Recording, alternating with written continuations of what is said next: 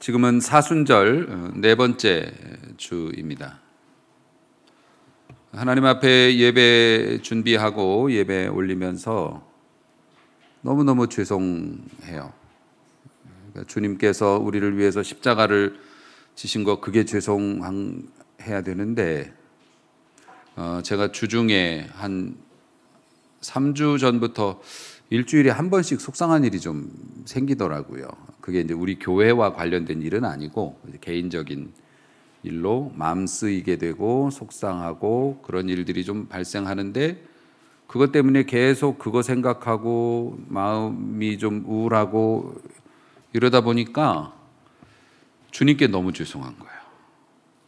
사순절 기간에 주님의 은혜를 묵상하고 경건한 슬픔 가운데 지내야 되는데 저는 개인적인 개인사에 얽힌 힘든 문제 때문에 그걸 묵상하고 있으니 너무 죄송한 거죠. 그래서 그냥 계속 죄송해요. 목회자가 개인의 삶을 잘 관리해야 되는 것도 또 목회자의 의무이고 어쨌든 이 사순절을 지내면서 좀 많은 복잡한 생각을 하게 되는 상황인 것 같습니다. 물론 뭐 여러분이 크게 염려하실 거는 아닙니다. 뭐 큰 그런 일은 아니고요. 저의 마음이 주님의 십자가와 우리를 향한 그 사랑에 감사하는 마음으로 잠잠해야 하는데 세상적인 그런 개인적인 일로 요동하는 것이 너무 죄송해서 이건 여러분들께 공개적으로 고백을 하고 주님께 용서를 구하는 그런 거니까요. 우리가 사순절 네 번째 주간 보내고 있는데 제가 설교했던 거 다시 한번 이렇게 되짚어 볼 테니까 기억을 새롭게 해보시기 바래요. 첫 번째 사순절 첫 번째 주간에 우리 뭐 했죠? 이렇게 계속 매주마다 물어볼 줄 알았으면 미리 적어라도 올 걸. 그렇죠? 우리가 기다리고는 있는가? 우리는 무엇을 기다리는가? 주님의 은혜와 주님의 그날 보복하시는 날 혹은 주님께서 우리를 살려주시는 그 날을 기다리고 있는가? 아니면 세상에서 막 바쁘게 살면서 그냥 세상 명절 지내듯이 왔어? 가네? 하면서 절기를 지내고 있는지 살펴보는. 또 하나 두 번째 사순절 두 번째 주에는 달란트 만 달란트 벌써 그렇게 됐나? 엊그제 들은 것 같은데 만 달란트를 탕감받은 종의 비유를 우리가 들면서 그래서 우리는 형제를 용서하면서 살아야 사순절에 합당한 성도이다 이런 말씀 봤습니다. 그 다음에 지난주 바로 지난주 여러분의 기억을 확인하지는 않겠습니다. 그냥 제가 말씀을 드리겠습니다. 지난주에는 인내 욥의 결말을 보았거니와 그래서 우리가 인내하며 주님이 우리에게 보여주신 모범을 따라 인내하며 살아야 되는데 그냥 생으로 인내하지 말고 적극적으로 인내를 해야 한다. 능동적인 태도를 가지고 그런 내용의 말씀을 보았습니다. 오늘은 주제 결론을 먼저 말씀드리고 시작합니다. 사순절을 지내는 성도, 주님의 부활을 맞이하기에 합당한 성도가 되기 위해서 선을 행하는 성도로 우리가 살아가야 할 것 같다. 이것이 주님께서 오늘 우리 교회 여러분에게 주시는 말씀입니다. 하나님께서 오늘 본문을 읽어보시면은 우리가 함께 읽었습니다만 매우 불편해 하시고 계십니다. 너희들이 가져오는 무수한 재물, 굉장히 많은 예물, 재물을 바쳤던 것 같아요. 그것이 나에게는 유익하지 않다. 내게 유익하니요. 무엇이 유익하니요? 나에게 어떤 도움이 됐을까? 도움이 되지 않았다는 말씀이죠. 나는 너희들이 가져오는 수 양의 번제와 살찐 짐승의 기름에 배불렀고 질렸고 힘들다 말씀하십니다. 숫송아지나 어린 양이나 수염소의 피 죽여서 피 흘리는 거 나는 그거 좋게 보지 않는다. 백성들로서는 깜짝 놀랄 얘기죠. 왜냐하면은 본인들은 여러분 지금 생각해 보십시오. 고기 한 근이 얼마입니까? 짐승 한 마리를 통째로 준비해서 그것도 대중교통도 없는 시절에 성전까지 끌고 와가지고 제물로 바칠 때는 그 사람 굉장히 많은 비용과 시간을 뭐 때문에 하나님께 드린다고 그렇게 쓴 겁니다. 그렇게 썼는데 여러분 하나님께서는 나 질렸어. 그리고 너희들이 그렇게 막 하는 거 난 너무 기뻐하지 않아. 기쁨이 없어. 이렇게 말씀을 하신다면 우리로서는 굉장히 듣기 힘든 말씀이죠. 그러니까 하나님께서도 하시기 힘든 말씀을 하셨고 우리도 듣기 힘든 말씀을 지금 듣고 있는 겁니다. 백성들은 많이 드리면 좋아하실 줄 알았죠. 오늘날 우리가 헌금 많이 바치면 하나님이 기뻐하실 줄 아는 것처럼 그렇게. 그런데 하나님께서는 기뻐하지 않는다라고 말씀하셨습니다. 일부 예배 때도 그런 예를 들었습니다마는 여러분 그 길에 돌아다니는 고양이 잘해주면 고양이도 은혜를 갚는다고요. 예. 뭘로 갚아요? 쥐 물어와요. 쥐를 잡아서 물어온다고. 왜냐하면 고양이한테 그 쥐는 최고의 사냥해서 잡아서 물어다 줘요. 근데 우리는 쥐 보면 어떡합니까? 질색을 하죠. 예. 그래서 왜 가져오지 말라고 던져버립니다. 그럼 고양이는 뭐라고 생각해요? 마음에 안 들어? 그럼 살아있는 걸로 내가 갖다 줄게. 이러면서 또 잡아서 가져옵니다. 그러니까 고양이 마음은 고양이는 그게 자기가 할 수 있는 최고의 대접이라고 생각하지만 주인 입장에서는 말도 안 되죠. 하나님께서 그런 심정이실 것 같아요. 백성들은 계속 가져옵니다. 옛날에 이스라엘 성전에서 드리는 제사가 얼마나 엄청나는 줄 아십니까?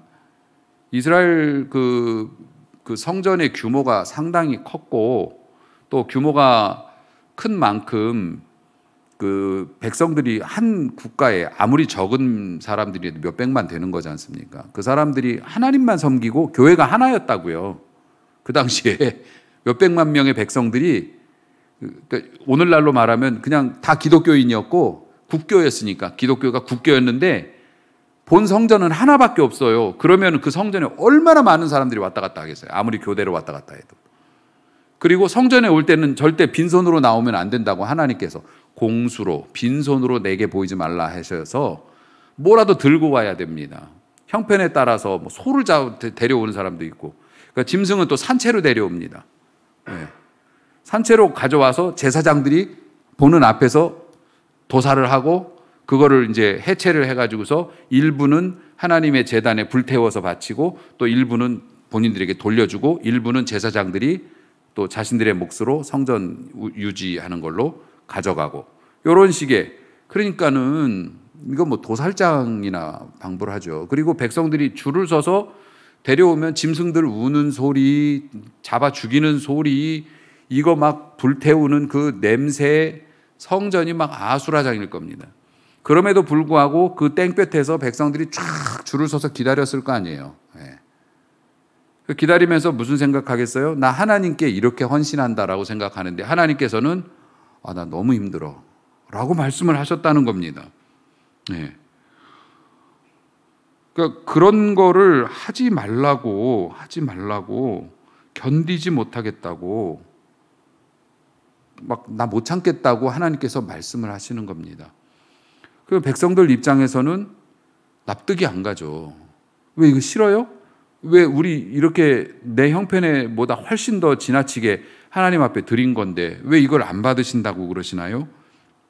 그런데 하나님께서 말씀을 하시죠. 12절과 13절을 보면 너희가 내 앞에 보이러 온다. 보이러 오는데 그것을 누가 너희에게 요구했느냐 이렇게 말씀하세요.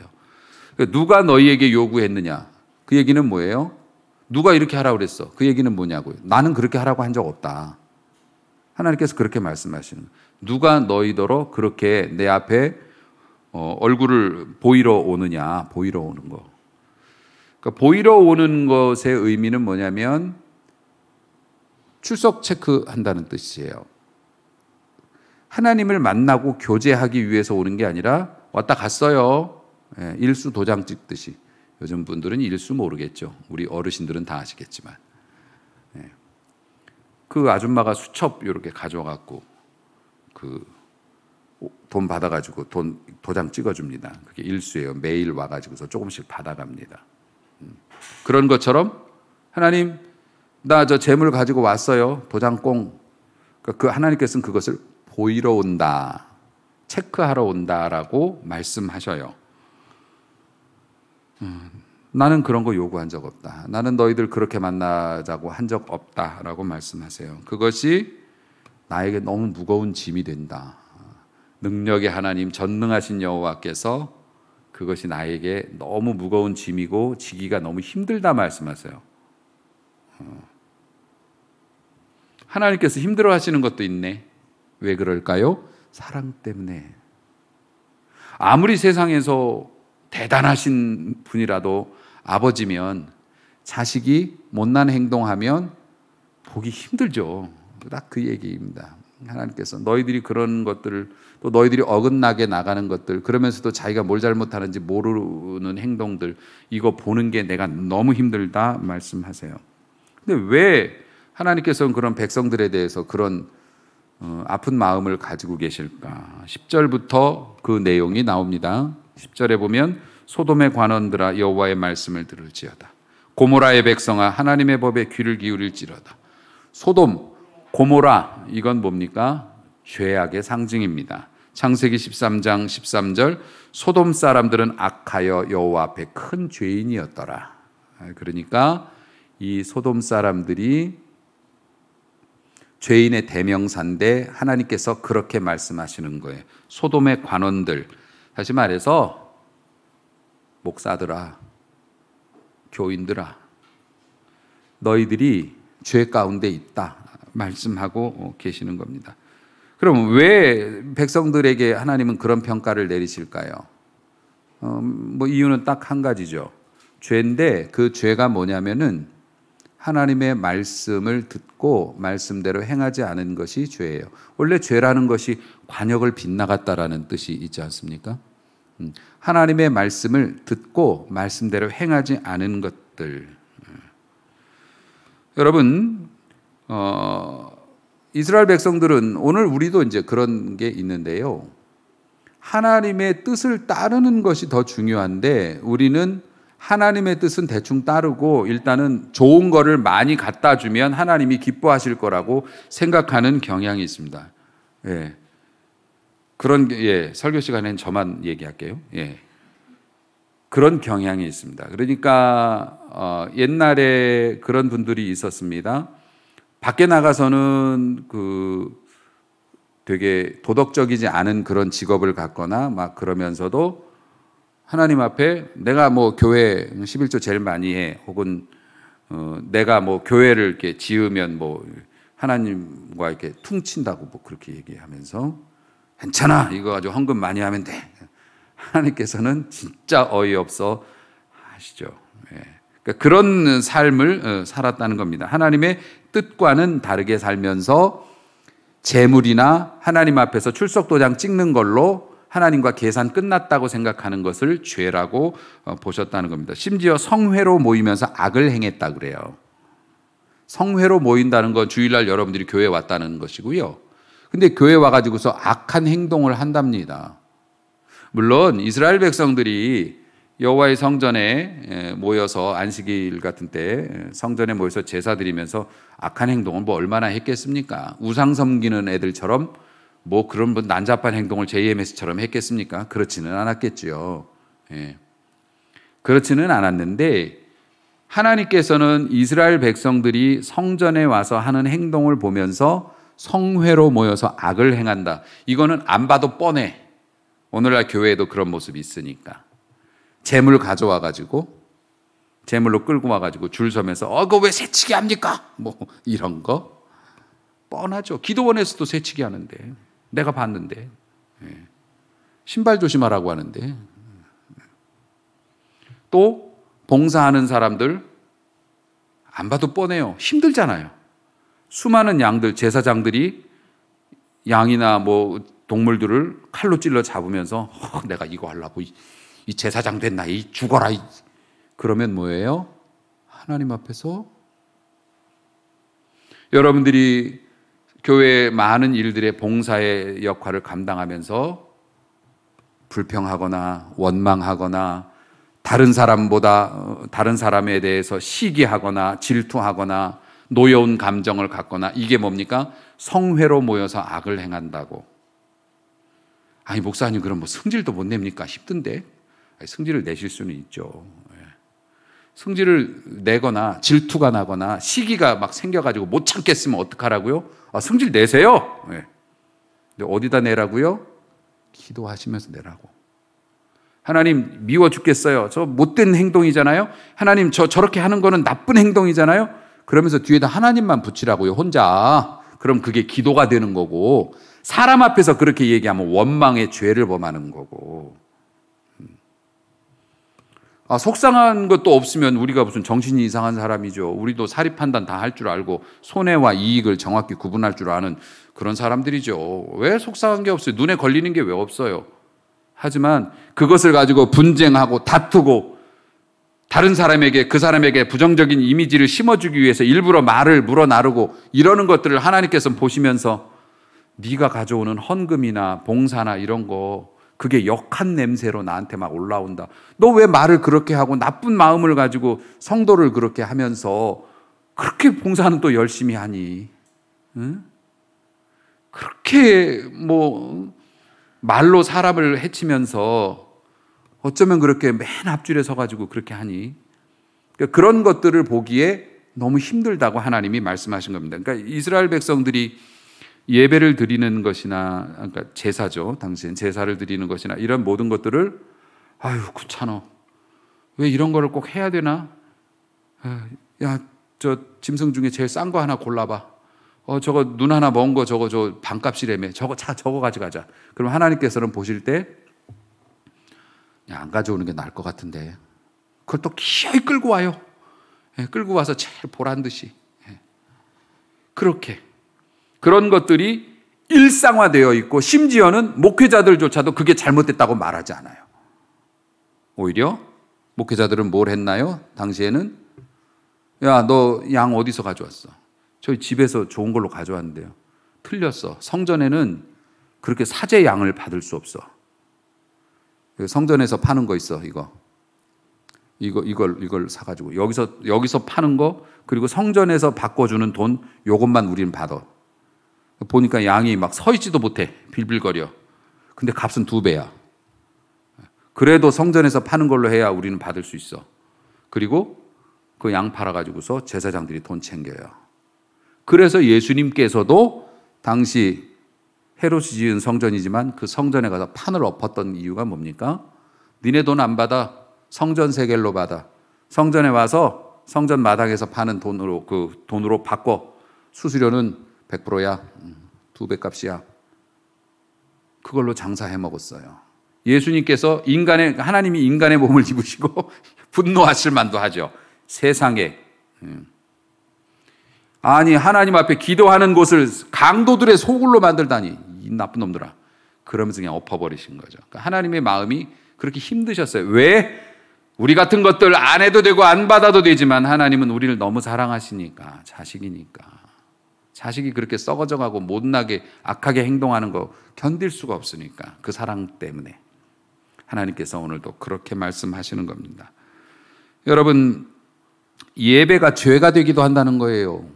충격적인 진실이죠. 우리는 무조건 예배 드리면 다 옳고 좋은 건 줄 알았지. 오히려 예배가 죄가 될 수도 있어요. 차라리 그날 교회 안 오는 게 나을 뻔했을 수도 있다는 겁니다. 목사님, 나 교회 안 나가요. 그러면 그럼 알아서 하세요. 그거는 여러분이 손해지 뭐. 분위기 뭐야 이거? 저 목사님이 목회 그만하려고 그러나?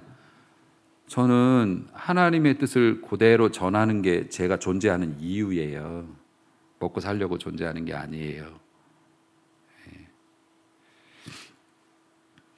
여러분, 하나님의 말씀을 듣지 않고 하나님의 말씀대로 행하지 않는 것 중에 잘못된 해석의 오류 있습니다. 이단 섬기는 사람들 왜 이단 하냐고 그러면 자기는 이게 하나님의 뜻이라고 생각하기 때문에 그렇게 한다고 말해요.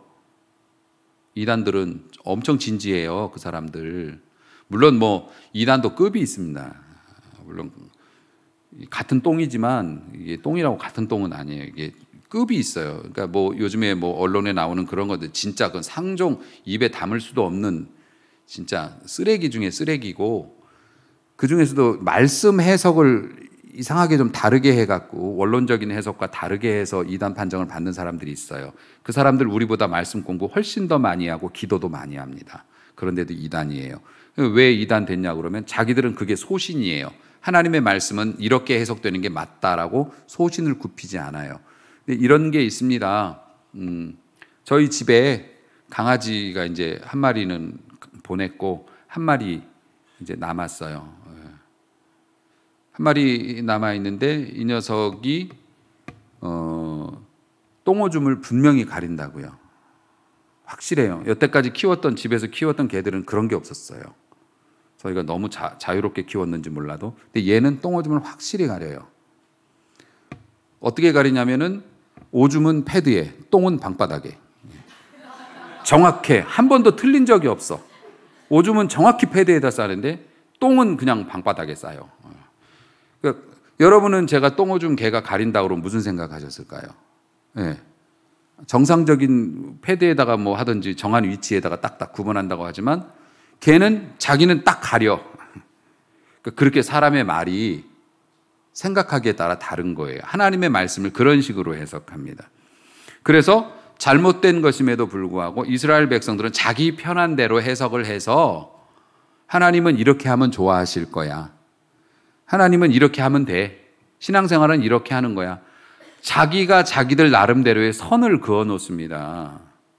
여러분이 10명이면 10명 다 다른 선을 가지고 있어요. 신앙생활은 요만큼 하는 거고 요렇게 하는 거야라는 기준이 있어요. 그래서 어떻게 해요? 나보다 더 많이 하는 사람은 극성맞은 신앙인이고 나보다 덜 하는 사람은 게으른 신앙인인 거예요. 어쨌든 중심은 나예요. 내가 설정해 놓은 기준이 있어요. 리미트가 있다고요. 그대로 신앙생활 하는 겁니다. 모두 다 달라요. 그런데 여러분, 신앙생활의 기준, 사회생활의 기준, 자녀 양육의 기준, 모든 기준은 딱 하나가 원래 정답이죠. 뭡니까? 하나님의 말씀, 하나님의 뜻, 이게 기준이죠. 그런데 나름대로 자기의 기준을 가지고 재물은 이거 바치면 돼. 예물은 이거 바치면 되고 이만큼 내가 하나님한테 신경 쓰고 돈 쓰고 시간 썼으면 그 정도면 나도 내 몫을 한 거야. 그렇게 스스로 만든 기준을 가지고 하나님을 우롱했다는 겁니다. 그러다 보니 시간이 지나면서 전혀 하나님의 그 뜻과는 전혀 다른 행태의 신앙생활을 하고 있으니 하나님께서 말라기 선지자를 통해서 누가 내 대신에 성전 문을 좀 잠궈줬으면 좋겠다. 그 러시아에서 러시아의 종교가 동방정교회죠. 동방정교회. 동방정교회 뿌리는 우리하고 같아요. 초대교회. 초대교회에서 사도 바울을 통해서 유럽으로 기독교 신앙이 전파됐죠. 유럽으로 기독교 신앙이 전파되어서 유럽에서 그 신앙이 두 개로 나뉩니다. 어떻게 되냐면은 이스라엘이나 원래 사도들이 신앙생활했던 그 신앙하고 유럽하고 이 사람들의 거리가 멀기 때문에 유럽 쪽에서는 자신들만의 신앙적인 형태를 갖췄습니다. 그게 이제 캐톨릭이고요. 그리고 아시아 지역에 초기 기독교부터 내려왔던 전통을 가지고 신앙생활하는 사람들이 정교회입니다. 그래서 동방정교회라고 그래요. 동쪽에 있는 그 정교회, 자기들이 옳다는 거죠. 그런데 그 캐톨릭은 이제 나중에 프로테스탄트 교회, 개신교회로 이렇게 이제 분리가 됐고, 그래서 오늘날의 이런 이제 기독교 형태가 존재합니다만, 동방정교회, 제가 러시아 방문했을 때 가보면 동방정교회 그 교회에 가보면 진짜 무당 소굴은 저리 가라죠. 아주 우리 개신교 입장에서 볼 때는 무당의 소굴이에요. 교회라고 할 것도 없습니다. 빈 공간이 하나도 없고 온갖 그림과 장식 그리고 음침한 데서 향 피워놓고 십자가도 괴상하게 달아놓고서 하고 있어요. 근데 그게 본인들이 가지고 있는 전통에다가 조금씩 덧붙여가지고 그렇게 자기들 멋대로 하는 겁니다. 그 성상 숭배하고, 그 다음에 그 제자들이나 성인들 이렇게 그림 그려놓고 이콘이라고 그러죠. 우리가 말하는 요즘에 쓰는 아이콘이라는 뜻입니다. 이콘이라고 해가지고 그 그림에다 대고 빌고. 그게 뭡니까? 하나님의 말씀의 잣대로 매일매일 재봐서 구부러진 게 있으면 펴고, 이게 우리 개신교 프로테스탄트 교회의 정신이죠. 천주교가 잘못했고 동방정교회가 잘못했기 때문에 우리는 그런 길을 가면 안 된다. 하나님의 말씀은 1.1획도 틀림이 없기 때문에 그 말씀의 잣대로, 캐논, 그 말씀의 잣대로 우리의 삶을, 우리의 제도를, 우리의 지금 하는 행동들, 교회의 결정들을 대보고, 아니면 지금이라도 조금씩 수정하는 것을 두려워하지 않는다. 이게 개혁교회, 개신교회의 정신이고. 그런데 그동안 해왔던 관습, 우리가 해왔던 전통, 이런 데 매몰돼 가지고 하나님의 뜻을 살피기보다는 우리의 형편과 그래서 생긴 괴물 같은 존재들이죠. 하나님 보실 때는 내가 언제 너희더러 그렇게 예배하라고 그랬냐, 이러실 수도 있다. 그래서 항상 제가 걱정하는 것이, 늘 당부합니다마는, 가끔 하나님께서 감동 주실 때마다 두려움이 확 몰려온다고요. 여러분들 아주 익숙한 신앙생활이지 않습니까? 우리 교회에서도 여러분들 신앙생활을 하는 게 딱 익숙하잖아요. 그리고 여러분 스스로 여러분에게 평가하는 신앙의 점수 있죠. 몇 점이나 되실 것 같으세요? 조다른 집사님 또 긴장하시기 시작한다. 또 난 쳐다도 안 봤는데. 본인 신앙생활 몇 점이라고 생각하실 것 같으세요? 겸손하게 한 70점, 80점 그 정도? 이제 안 물어봐도 알아. 보통 우리 그러잖아요. 우리 나쁜 짓은 안 했으니까 그렇다고 뭐 90점, 100점이라고 그러면 교만하니까 한 조금 겸손해서 70에서 80 사이? 뭐 그 정도? 만약에 근데 하나님 앞에 딱 갔는데 너 5점 딱 그러면 어떻게 해? 저도 목사로서 몇 점 정도 될 거라고 생각하고 뭐 이 정도면 되겠지 하고, 뭐 하나님은 그래도 최선을 다했어요 이러고 갔는데, 장난하냐? 만약에 그러시면 어떻게 해? 심판의 자리에서. 아니, 구원받는 거는 정확한데 하나님 앞에서 우리의 행위의 심판도 있으니까 부끄러움을 당해. 우리의 생각과 하나님의 커트라인이 너무 다를까 봐 너무 걱정이 되는. 근데 그렇게 가끔 보여요. 니네가 나름 열심히 한다고 그렇게 한다만, 나 너 때문에 진짜 힘들었다. 하나님 만약에 그러시면 어떡해요? 그래서 끊임없이 우리가 긴장해야 됩니다. 이거 이만하면 됐다 생각해서는 안 되고 끊임없이 긴장해야 해요. 사랑하는 성도 여러분, 심지어는 이 사람들이 기도할 때, 또 하나님 앞에 기도할 때 막 손 들고 기도하지 않습니까? 그럴 때 하나님이 눈을 가리시겠대요. 안 보겠다는 거야. 보면 맘 약해지니까 너희가 손을 들고 기도해도 나 안 볼 거야. 내 손으로 눈을 가릴 거야. 왜 그럴까? 여러분, 너희의 손에 피가 가득해서. 기도한다고 손을 올렸는데 손에 피가 가득해요. 그게 자기 피는 아닐 거 아니에요. 남을 해코지해서 붙인 피일 거 아니에요. 임금 떼어먹고, 가난한 사람 착취하고, 못난 사람 왕따 시키고, 못났으면 돌봐줘야지 왜 왕따를 시켜요? 이런 게 다 손에 피가 묻은 거예요. 꼭 우리가 뭐 혈액만이 피는 아니죠. 다른 사람에게 못되게 행동한 거, 약한 사람인 줄 알면서 그 사람을 너는 약하니까 무시해도 돼, 이런 것들이 우리의 손에 피가 되어서 하나님 앞에 손 들을 때 눈 가려버리신다는 겁니다. 사랑하는 성도 여러분, 하나님은 우리의 중심을 보시는 분이지 우리가 돈 많이 가져온다고 혹하시는 분은 아니에요. 2008년 4월 1일에 과학자들이 별 하나를 발견했습니다. 그러니까 우주는 넓으니까 우리가 몰랐던 별을 새롭게 발견했어요. 그 별의 이름은 어렵지만 들어보세요. WASP-12 소문자 B. 우리가 알아듣기 쉽게 얘기하자면 다이아몬드 행성. 그 별의 스펙트럼을 통한 광광 분석을 통한 그 별의 그 상태를 확인해 본 과학자들이 내린 결론이 뭐냐면, 탄소 성분이 압도적이고 고온과 고압이 지속되고 있다. 그 별은 결국 탄소가 고온과 고압에 오랜 시간 시달리게 되면 뭐가 되는 줄 아세요? 우리 여성분들 엄청 좋아하는 거 있어. 작고 반짝이고 비싼 거. 다이아몬드 되는 거야. 그래서 그 행성이 다이아몬드 행성이에요. 그러니까 거기는 다이아몬드가 보도블록이요. 그 행성에 가서 진짜 한리아카만 싣고 와도 여러분은 지구 최고의 부자가 될 수도 있는데, 그 행성이 어마어마한 규모로 우주를 떠돌고 있는데, 그 행성의 소유권자 누구 이름으로 등기되어 있을까요? 그 행성이 하나님이 거느리시는 셀 수 없는 많은 별들 중에 찌끄레기 별 하나일 뿐인데, 그런 하나님께서 여러분이 10만 원 가져왔다가 100만 원 가져온다고 혹해가지고서 막 안절부절 하실 것 같으세요? 그런 건 아니죠. 재물로 하나님을 놀라시게 할 수는 없습니다. 그건 여러분이 놀라는 거지 하나님이 놀라시는 건 아니죠. 아, 그럼 목사님 뭐 헌금 안 해도 돼요? 뭐 그것도 알아서 하십시오. 하나님 앞에 예물을 드리거나 이런 것들이 뭐 교회 운영에 도움이 되기는 하지만 교회는 하나님이 운영하시고 지키시는 거기 때문에 여러분이 안 하셔도 하나님께서 다른 방법을 통해서 주시든지, 아니면 문 닫으라고 하시면 문 닫으면 되죠. 목사님이 오늘 미쳤나? 오늘 뭔 약을 잡섰나? 왜 저렇게 막 막가파로 나가는 거야? 정말 그래요. 뭐 여러분이 헌금 많이 하시면 여러분이 물질의 지배권을 가지게 되는 것이라서, 다시 말해서 여러분이 정상적으로 물질이 막 끌어당기는 유혹을 떨쳐버리고 하나님께서 명하신 대로 규정대로 헌금 생활을 하면 물질에 끌려다니는 게 아니라 물질을 지배하는 자가 되어서 물질의 권세를 갖게 되고 여러분이 복 받는 거지.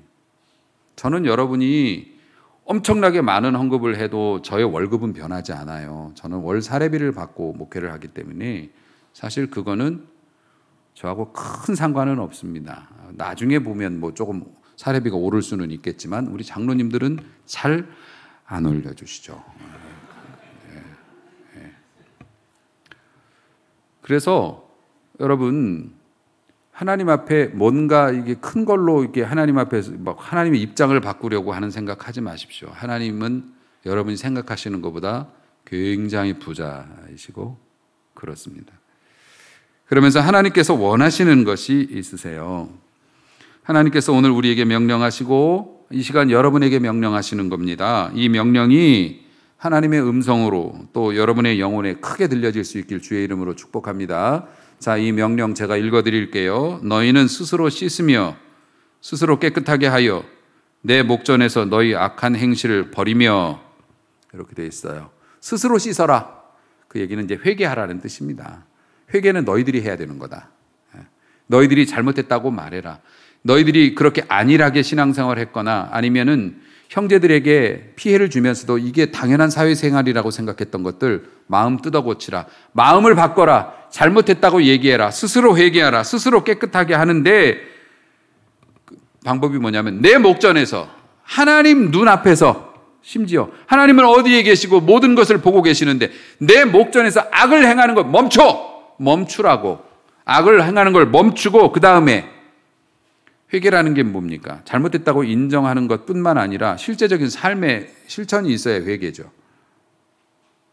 일본 사람들 잘못했다고 인정도 안 하지만 인정해놓고 보상 안 해주면 그건 회개라고 우리가 보지 않습니다. 이 얘기는 그만하겠습니다. 큰일 나니까.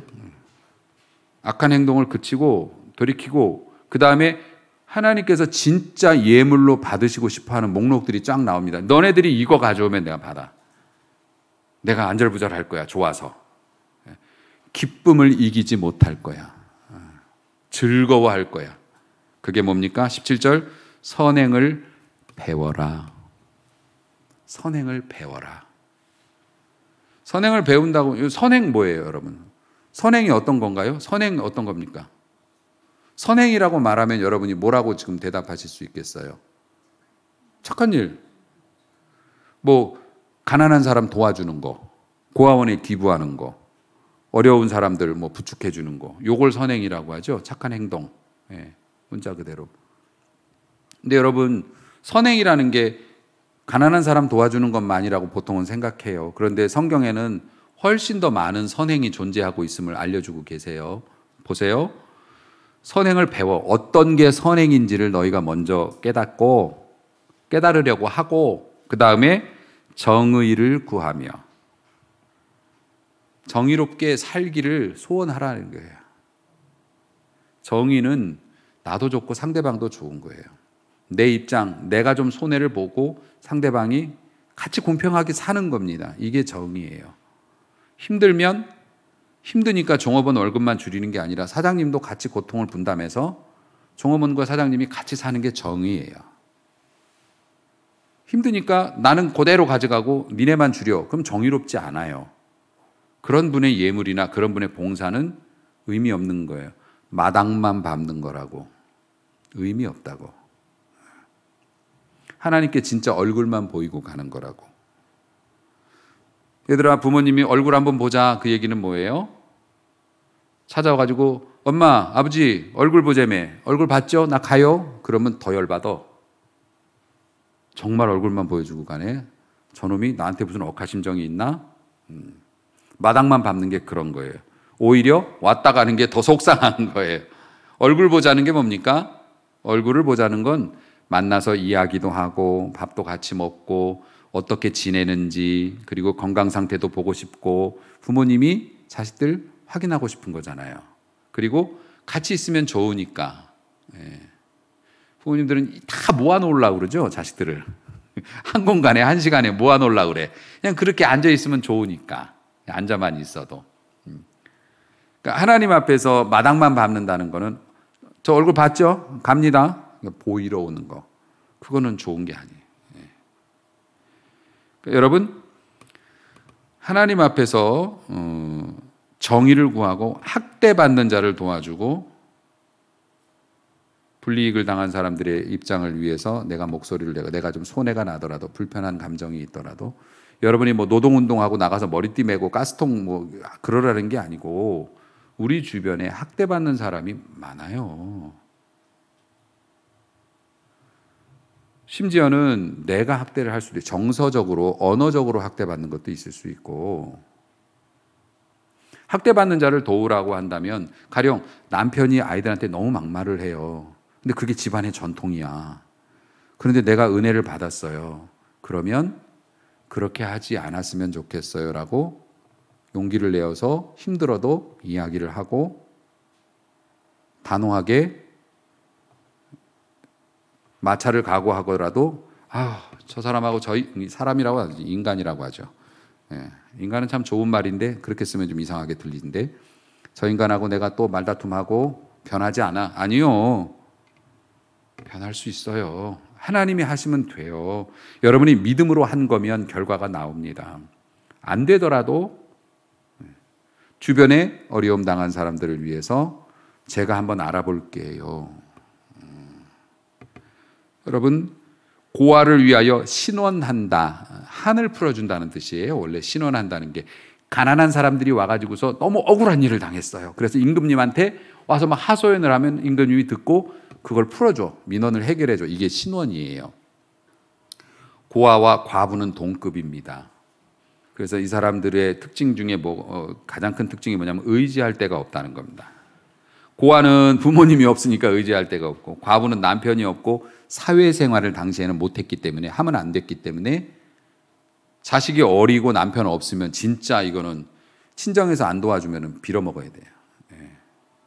이런 불쌍한 처지가 막막한 사람들이 이제 성경에서 고아와 과부에 어디가 하소연할 데도 없고 누구의 도움을 받을 수도 없는 그런 사람들.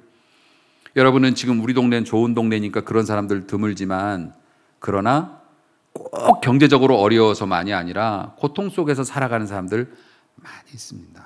정말 한 걸음만 들어가 보면 아이고야, 입을 띄기 힘들 정도로 어려운 상황 속에 사시는 우리 이웃들이 많이 있습니다. 우리 형제들이 많이 있어요. 사랑하는 성도 여러분, 그들을 돌보아라. 그게 선을 행하는 것이다. 그러니까 여러분, 회개가 하나님과의 관계 회복이고 선행은 이웃들과의 관계 회복이고, 그것이 합쳐졌을 때 하나님이 받으실 만한 예물이 된다. 예물이 된다. 미가 선지자도 말씀했어요. 사람아, 주께서 선한 것이 뭔지 너희에게 보여주셨다. 그게 뭐냐면 여호와께서 너에게 구하시는 것, 너한테 원하시는 것은 공의를 행하며 인자, 사람을 사랑하며 겸손하게 너희 하나님과 함께 가는 것. 그럼요. 하나님이 원하시는 뜻을 따라서 내 삶을 바꾸면서 하나님 손 안 놓치려고 애쓰는 모습, 이게 하나님이 받으실 만한 예배다. 사순절 기간에 선을 행하는 성도 되시길 주의 이름으로 축원합니다. 눈을 착하게 뜨시기 바랍니다. 착한 눈을 가진 성도가 됩시다. 눈빛 하나로 사람을 며칠씩 알아눕게 만들 수도 있어요. 좋은 말을 하고 허물을 덮어주고 상대의 어려움에 실제적인 도움을 주고, 그래서 사순절 기간에 우리가 여러 가지 묵상도 하고 또 경건하게 지내지만 그 경건이 기도를 많이 하는 것도 좋겠지만 여러분이 평소에 하셨던 것보다 조금 더 선을 행하는 것, 그것이 부활하신 주님의 능력을 경험하고 주님과 동행하기를 소망하는 성도들이 마땅히 행해야 할 바이고요. 그 다음에 19절 보면 너희가 이렇게 즐겨 순종하면 땅의 아름다운 소산을 먹을 것이요. 아멘. 그때 우리가 원하는 그런 축복도 만날 수 있게 된다. 그리고 하나님이 주시는 축복은 탈이 없는 축복이다. 받으면 받을수록 좋은 축복이다. 하나님 앞에서 선을 행하는 성도로 살아가시기를 주의 이름으로 축복합니다.